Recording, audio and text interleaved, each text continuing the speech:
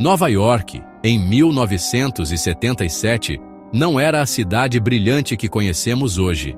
Ela estava ferida. Uma grave crise fiscal a deixara à beira da falência. O desemprego era alto. A tensão racial fervia sob a superfície. O verão daquele ano foi particularmente brutal. Uma onda de calor implacável castigava o asfalto, tornando os dias sufocantes e as noites pegajosas. O ar-condicionado, para quem o tinha, era um luxo essencial, um refúgio contra a opressão do clima.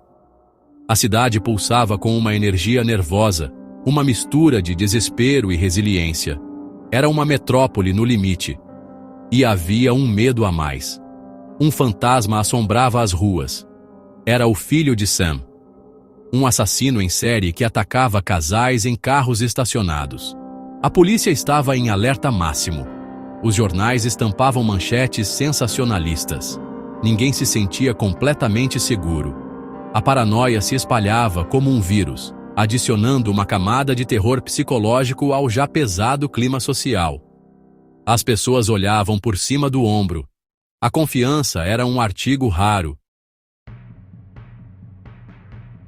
Tudo começou longe do concreto de Manhattan. Começou no céu, sobre o rio Hudson. Por volta das 8h37 da noite, um raio atingiu uma subestação da Con Edison em Buchanan, Nova York. Raios são comuns. A rede elétrica é projetada para aguentá-los. Mas aquele não foi um raio qualquer. Ele atingiu duas linhas de transmissão cruciais. Foi o primeiro dominó a cair. O sistema deveria ter se isolado e se recuperado. Mas, naquela noite, a sorte não estava do lado da cidade. O sistema de segurança que deveria religar as linhas falhou. A sobrecarga começou a se espalhar. Como uma onda invisível, a pressão viajou pelas linhas restantes. 20 minutos depois, um segundo raio. Desta vez, atingiu outras duas linhas vitais, perto de Springbrook. A situação piorou drasticamente. A Con Edison, a companhia de energia, estava perdendo o controle. Os operadores na sala de comando viam os alarmes piscarem freneticamente. Eles tentaram desviar a carga, ligar geradores de emergência, mas era tarde demais. A cascata de falhas era rápida demais, poderosa demais. A rede estava em colapso. Às 9h29 da noite, a última conexão de Nova York com o mundo exterior foi cortada. A cidade ficou no escuro. A escuridão chegou sem aviso. Em apartamentos por toda a cidade, famílias foram interrompidas no meio do jantar. As conversas pararam. As televisões emudeceram. O primeiro sentimento foi de confusão. As pessoas foram até as janelas. Olharam para fora e viram um mar de breu.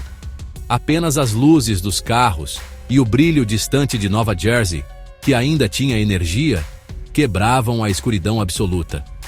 O que aconteceu? Era a pergunta em todas as mentes. Era um ataque? Uma falha técnica? Ninguém sabia. O rádio, para quem tinha um a pilhas, era a única fonte de informação. Nos primeiros minutos, houve uma estranha calma. Uma pausa coletiva. As pessoas saíram para as ruas. Vizinhos que mal se falavam começaram a conversar. Havia um senso de curiosidade, quase de aventura. Em alguns bairros, a escuridão trouxe uma beleza inesperada. Sem a poluição luminosa, o céu estrelado se revelou sobre a cidade. Para muitos, foi a primeira vez que viram a Via Láctea sobre Manhattan. A noite quente e sem ar-condicionado forçou todos para fora, criando uma comunidade improvisada nas calçadas e escadarias. Para milhares de nova-iorquinos, o apagão não foi uma inconveniência, mas um pesadelo imediato. Eles estavam presos dentro das máquinas que moviam a cidade. O sistema de metrô, com seus 6.400 vagões, parou abruptamente. Cerca de 4.000 passageiros ficaram retidos no subsolo, em túneis escuros e abafados. O ar rapidamente se tornou pesado e quente. A escuridão era total. O pânico começou a se instalar. As pessoas batiam nas portas, gritavam por ajuda. Acima do solo, Outra armadilha se fechou: os elevadores. Milhares de pessoas ficaram presas entre os andares de arranha-céus e prédios de apartamentos. Para alguns, foi uma espera de poucos minutos. Para outros, foram horas de confinamento claustrofóbico. Sem ventilação, o calor era intenso. A incerteza era torturante. Os bombeiros e a polícia foram sobrecarregados com chamados de emergência. Eles corriam de prédio em prédio, tentando libertar o maior número de pessoas possível, mas os recursos eram limitados. O apagão expôs a fragilidade de uma vida vertical. Uma cidade de arranha-céus depende inteiramente de energia para funcionar. Sem eletricidade, as escadas se tornaram a única via. Para os idosos ou doentes que viviam em andares altos, seus apartamentos se transformaram em prisões. Eles não podiam descer e a ajuda não conseguia subir facilmente. A máquina urbana, tão eficiente e poderosa em um dia normal, havia se quebrado. Seus passageiros, os cidadãos de Nova York, foram deixados à própria sorte, presos em caixas de metal no subsolo e no céu. Na escuridão, duas versões de Nova York emergiram. Uma era a cidade da solidariedade. Vizinhos se ajudaram. Estranhos compartilharam velas e informações. Em muitas ruas, o apagão forçou uma interação comunitária que não existia sob a luz do dia. As pessoas se sentaram nas calçadas, tocaram música, contaram histórias. Era uma trégua momentânea das tensões e do isolamento da vida na metrópole. Jovens ajudaram idosos a descer escadas. Motoristas se tornaram controladores de tráfego improvisados em cruzamentos perigosos. Houve inúmeros atos de bondade. Restaurantes e sorveterias, em vez de deixar a comida estragar, distribuíram-na gratuitamente para as pessoas na rua. Em Greenwich Village, um grupo de pessoas formou uma corrente humana para proteger uma loja de bebidas, conversando com o dono e garantindo que ninguém tentaria saquear o local. Em alguns bairros, a atmosfera era quase festiva. Bares serviam bebidas quentes à luz de velas. As pessoas se uniram em uma experiência compartilhada. No entanto, em outras partes da cidade, a escuridão libertou um lado muito mais sombrio. A ausência de luz e de policiamento visível foi um convite ao caos. A tensão social e econômica que fervia sob a superfície explodiu. O apagão não criou esses problemas, mas deu a eles a oportunidade de se manifestarem. Em bairros como o Bronx, Brooklyn e Harlem, a frustração acumulada pela pobreza, desemprego e discriminação encontrou uma válvula de escape na anarquia daquela noite. Enquanto a calma reinava em algumas partes de Manhattan, o inferno descia sobre outras. O saque começou de forma esporádica e depois se espalhou como um incêndio. Não era um roubo discreto, era uma explosão de anarquia. Multidões quebravam as grades de metal e as vitrines de lojas. Lojas de eletrodomésticos, de roupas, de joias, de bebidas, supermercados, tudo era alvo. As pessoas carregavam o que podiam: televisores, aparelhos de som, caixas de tênis, comida. Carros eram usados para arrombar as frentes das lojas e depois para transportar os produtos roubados. A polícia estava completamente sobrecarregada. Os 8.000 policiais de plantão naquela noite enfrentaram um desafio impossível. Eles corriam de um chamado para outro, mas os saques aconteciam em centenas de locais simultaneamente. A prioridade era conter a violência e os incêndios, o que deixava as propriedades vulneráveis. As prisões eram difíceis de efetuar em meio ao caos e à escuridão. Muitos saqueadores agiam abertamente, sem medo de serem pegos. Junto com os saques, vieram os incêndios. Os bombeiros de Nova York viveram sua noite mais movimentada da história. Mais de 1.000 incêndios foram registrados. Muitos eram atos de vandalismo deliberado, ateados para cobrir os rastros dos saques ou simplesmente por pura destruição. Sirenes cortavam a noite escura. Colunas de fumaça subiam de vários pontos da cidade. Os bombeiros lutavam contra as chamas em condições extremamente difíceis, sem energia para os hidrantes em alguns locais e tendo que desviar de multidões hostis. O Bronx, em particular, foi devastado, com quarteirões inteiros em chamas. Quando o sol nasceu na manhã de 14 de julho, revelou a extensão da devastação. A luz do dia era impiedosa. Ela expôs as ruas cobertas de vidro quebrado, as lojas com vitrines estilhaçadas e prateleiras vazias, as carcaças de carros queimados. A cidade parecia ter sido bombardeada. O cheiro de fumaça ainda pairava no ar. A energia começou a voltar aos poucos, bairro por bairro, mas a normalidade estava longe de ser restaurada.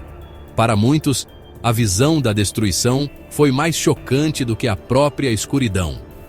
O prefeito da cidade, Abraham Beame, sobrevoou as áreas mais atingidas de helicóptero. A visão o deixou chocado. Ele descreveu os saqueadores não como pessoas desesperadas, mas como vândalos e animais. Sua retórica dura refletia a indignação de muitos nova-iorquinos, mas também falhava em reconhecer as complexas causas sociais por trás da explosão de violência. A cidade estava dividida não apenas pela geografia, mas também pela interpretação do que havia acontecido. Para alguns, foi um ato de pura criminalidade. Para outros, um grito de desespero de comunidades esquecidas. A limpeza começou. Donos de lojas varriam os cacos de vidro de suas calçadas, avaliando os prejuízos. Muitos haviam perdido tudo. O custo financeiro do apagão foi estimado em mais de 300 milhões de dólares da época, o que hoje equivaleria a bilhões. Mas o custo humano e social era incalculável. A confiança entre as comunidades estava abalada. O medo e a desconfiança substituíram a breve camaradagem da noite anterior. As imagens dos saques e incêndios foram transmitidas para o mundo todo, solidificando a imagem de Nova York como uma cidade perigosa e fora de controle. Uma única noite mudou Nova York para sempre. O apagão de 1977 tornou-se um marco, um ponto de inflexão na história da cidade. Ele serviu como um alerta brutal. A vulnerabilidade da infraestrutura elétrica ficou exposta, forçando a Com Edison e outras empresas de energia a investir bilhões de dólares em sistemas mais robustos e redundantes. Foram criados novos protocolos de emergência. Politicamente, o evento contribuiu para o fim da era do prefeito Abraham Beame. Nas eleições daquele outono, os eleitores escolheram um novo líder, Ed Koch, que prometia restaurar a ordem e a solvência fiscal. O impacto cultural também foi duradouro. O apagão entrou para o folclore da cidade. Ele inspirou filmes, músicas e livros. Tornou-se um símbolo da velha Nova York. O evento também teve um legado inesperado. Alguns sociólogos apontam para um pequeno baby boom 9 meses depois, uma consequência mais leve de uma noite em que as pessoas ficaram presas em casa, sem televisão. A escuridão, em sua complexidade, gerou tanto destruição quanto vida. No final, a grande lição do apagão de 1977 foi sobre resiliência. A noite revelou o pior de Nova York, mas os dias que se seguiram mostraram sua capacidade de se reerguer. A cidade sobreviveu. Ela se limpou, se reconstruiu e lentamente curou suas feridas. A escuridão forçou um acerto de contas doloroso com seus próprios problemas. Foi um lembrete de que uma cidade não é feita apenas de concreto e luzes, mas de pessoas e das complexas relações sociais que as unem ou as separam. Uma única noite sem energia elétrica foi suficiente para mostrar que, para uma cidade sobreviver, ela precisa de mais do que apenas luz. Ela precisa de justiça, oportunidade e esperança. O grande apagão de Nova York provou que, em questão de segundos, tudo pode mudar. E se você gostou de conhecer esse capítulo impressionante da história, aproveita agora para se inscrever no canal, deixar o seu like e compartilhar este vídeo com quem também gosta de descobrir os bastidores dos acontecimentos que marcaram o mundo. Porque aqui, a cada semana, você vai se surpreender com histórias reais que parecem saídas de um filme. Até a próxima!